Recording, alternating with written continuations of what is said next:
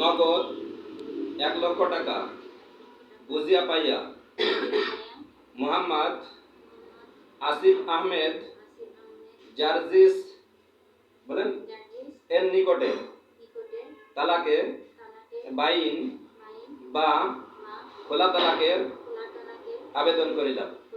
আপনি বলেন আমার সাথে। আমি মোহাম্মদ আসিফ আহমেদ জার্জিস পিতা মোহাম্মদ জহুরুল ইসলাম মাতা জান্নাতুল ফেরদাউস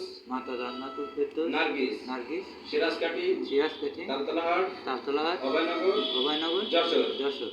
আমি মিস বৈশাখী ফাতেমার প্রার্থনাকে মঞ্জুর করিলাম।